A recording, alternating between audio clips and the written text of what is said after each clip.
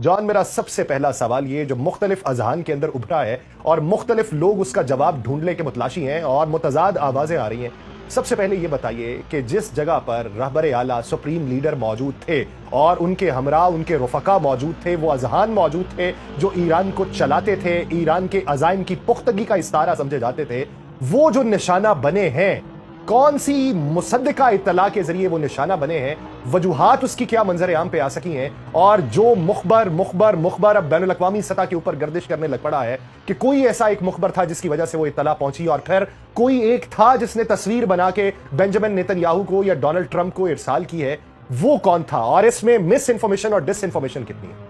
देखें, सबसे पहले स्टार्ट करूंगी जो इलीगल बुज़दिलाना जो हमला किया है अमेरिका ने, और उसने एक मिसाल कायम कर दी है कि किसी बातचीत की कोई वैल्यू नहीं है, किसी के हेड ऑफ स्टेट की कोई वैल्यू नहीं है, जिस मुल्क में चाहेंगे वो अटैक करेंगे और माइट इज राइट वाला कॉन्सेप्ट जो है वो फर्म कराने की कोशिश कर रहे हैं। आवाम के रिस्पांस के उसमें जुमरे में देखें तो अमेरिका यही चाहता था कि लोग बाहर आए और ट्रंप ने कहा कि बाहर आओ, तो उन्होंने देख लिया आज आवाम का रिस्पांस देख के कैसे लोग बाहर आए हैं। सुबह हम लोग को खबर आती है कि आयतुल्लाह खामनेई शहीद हो चुके हैं। उससे पहले तक कंफर्मेशन आ रही थी फॉरेन ऑफिस की तरफ से भी, राष्ट्रपति साहब ने भी कहा कि he is safe, he is alive and well, रिश्तेदारों ने भी कहा कि वो सही हैं, ठीक हैं। तो हमें भी लग रहा था, सबको लग रहा था ईरान में कि ही इज सेफ, लेकिन ऐसा नहीं है। बहरहाल जो अमेरिका अचीव करना चाह रहा था वो तो उसने अचीव नहीं किया। भले उसने आयतुल्लाह खामनेई को शहीद कर दिया, रिजीम चेंज कोट अनकोट अभी भी नहीं हुआ ईरान के अंदर और ना हो सकता है मेरी नजर में। ये जो मुखबर की आप बात कर रहे हैं, देखें ये जो जाहिर सी बात है, ईरान की इंटेलिजेंस कमजोर है, वीक है और जरूर इसके अंदर इंटेलिजेंस फेलियर है। अब लोग कहते हैं जी नहीं इंटेलिजेंस फेलियर तो है, लेकिन आयतुल्लाह खामनेई जो है वो बंकर में नहीं जाना चाहते थे, क्योंकि खबरें आ रही थी ना कि बंकर में है या रशिया चले गए हैं और वो तो भाग गए हैं। तो उन्होंने कहा नहीं, वो बंकर में नहीं जाना चाहते थे। उन्होंने कहा कि मेरी जिंदगी अमानत है अल्लाह के लिए और होना होगा तो कुछ हो जाएगा, मुझे कोई इसमें कोई परवाह नहीं है इस चीज की। तो बहरहाल लेकिन ये कोई इसमें वो तो नहीं है, दो राय नहीं है कि फेलियर जरूर है और कोई ना कोई मुखबिर जरूर है जो जिसने हाई लेवल पे ये काम किया है। और जो डिसइंफॉर्मेशन की बात आती है वहां पे अगर हम लोग बात करें तो जो पिक्चर है वो अभी तक वेरीफाइड नहीं है कि वो सही है, असली है या नहीं है, एआई है क्या है। तो डिसइंफॉर्मेशन तो कॉमन है, major news sources western media के डिसइंफॉर्मेशन फैलाते हैं, पहले भी फैला चुके हैं। 1953 में बीबीसी ने पूरा प्रोपेगेंडा कैंपेन चलाया था। रशिया में अभी जब जाने की बात हो रही थी तब उन्होंने मिसइंफॉर्मेशन फैलाई। तो मिसइंफॉर्मेशन तो बहरहाल मौजूद है, लेकिन अभी किस तरीके से ये जो हमला उन्होंने किया है, एक बुजुर्ग आदमी जो ग्लोबल पावर्स की बदमाशी के साथ जो लड़ रहा था उसको हमला करके उनको शहीद करके, तो उसका रिस्पॉन्स इनको कम नहीं होगा, अब रिस्पॉन्स बढ़ेगा अकॉर्डिंग टू द ईरानियंस। अच्छा, ये बताइए कि जब ये हमला हुआ, क्या हम ये कह सकते हैं कि नजरें हटाने के लिए एक स्कूल के ऊपर हमला किया गया, तमाम तवज्जो वहां पर मबजूल करवाई गई और फिर यहां पे हमला हुआ? दूसरी, आपने ये बात की कि वो बंकर के अंदर मौजूद नहीं थे। वेस्टर्न मीडिया ये क्लेम कर रहा है कि बंकर के ऊपर 30 बॉम्ब्स गिराए गए। तो वो 30 बॉम्ब्स कहां पे गिराए गए? बेंजामिन नेतन्याहू ने भी ये कहा। हमें इतला ये थी कि 7 मिसाइल उसके अतराफ में गिरे हैं। असल इतला अब तक की क्या है? और फिर जब इब्तदाई तौर पे रेस्क्यू अमला वहां पर पहुंचा तो उनमें कौन अफराद शुमार थे जिनकी तरफ से वो तस्वीर बनाई गई होगी? क्योंकि अगर तो मुखबर था तो मुखबर साथ में तो मौजूद नहीं होगा, तो बाहर का कोई आदमी होगा या कि कोई आला सतही होगा।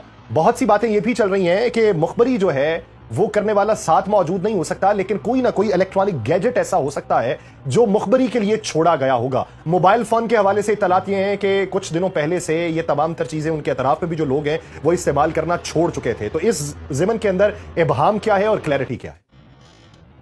देखिए, अभी भी कोई क्लैरिटी नहीं है इस चीज के ऊपर कि आयतुल्लाह खामनेई को शहीद कब किया गया। मेरी इतलात के मुताबिक पहला जो हमला हुआ था, पहला ही हमला आयतुल्लाह खामनेई के घर पे हुआ था और उसी में वो शहीद हुए थे। ये इन्फॉर्मेशन विथहोल्ड की गई है मेरी इतलात के मुताबिक, हो सकता है गलत हो।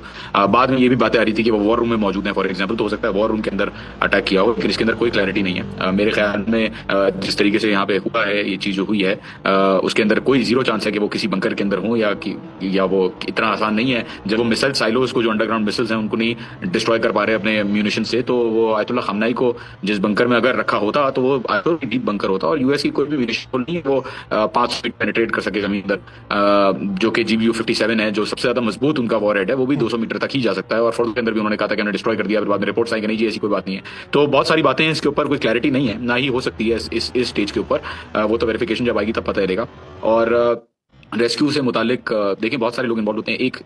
एक वो भी इंफॉर्मेशन ये भी आई है बीच में कि उनके कोई ऑफिस का बंदा था जिसने ये रेकी की और ये सारी बातें हुई, बट उसके अंदर भी कोई सब्सटेंस मुझे नजर नहीं आया अभी तक। So only time will tell कि क्लैरिटी क्या है, लेकिन मिस इन्फॉर्मेशन और डिसइन्फॉर्मेशन इसके अंदर इन सारे मामलात में बहुत ज्यादा है। आज सुबह यासर मैं सुबह निकला था, वीडियो मैंने लाइव फेसबुक पे बनाई, जो जिस तरीके से लोग बाहर निकले हुए थे, और वेस्टर्न मीडिया अभी तक जो है वो 4-5 आवाजें जो बिल्डिंगों से लोग लगा रहे हैं उनके ऊपर फोकस करके स्पॉटलाइट में लाके उनको प्रोपोगेट कर रहा है, उसको लोगों को कंफ्यूज करने के लिए। तो इसमें कोई दो राय नहीं है कि 5th जनरेशन वॉरफेयर है और कोई भी चीज क्लैरिटी के साथ अभी तक सामने नहीं आ पाई है। वक्त इसको और चाहिए इस चीज को असरटेन करने के लिए। अच्छा, एक बुनियादी सवाल ये है कि जब इब्तदाई तौर पे आयतुल्लाह अली खामनाई के हवाले से खबरें नहीं थी और उस वक्त खबरें ये थीं कि सदर को निशाना बनाया गया है और सदर को निशाना बनाने के साथ साथ बड़े दिमागों को निशाना बनाने की कोशिश की गई, क्लैरिटी उसमें नहीं थी। आपको याद होगा कि अब ये इसकी तस्दीक तो आप कर सकते हैं कि जवाबी हमला जो है वो रहबर आला के हुक्मनामे के बाद किया जाएगा, तमाम अहदाफ लॉक कर लिए गए।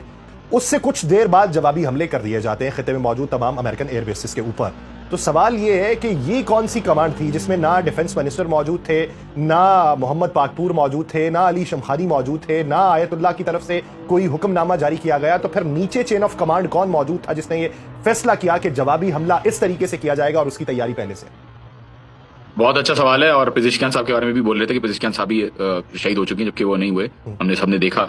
और जहां तक बात रही फैसले की, देखें ईरान किसी पर्सनैलिटी के ऊपर नहीं चलता, ये सिस्टम बड़ा लेयर्ड सिस्टम है, बिल्कुल अहदाफ सेट किए हैं और आई एम श्योर पहले से डिसाइडेड होगा कि अगर हमला होता है तो किस तरीके से रिस्पॉन्स होगा, कौन सा रिस्पॉन्स होगा। टारगेट सेट हुए थे, मैंने पहले भी कहा था कि ट्रिगर पे फिंगर है। एंड दुबई का मैंने एग्जाम्पल दिया था कि मिसाइल आएगी तो क्या होगा वहां पे।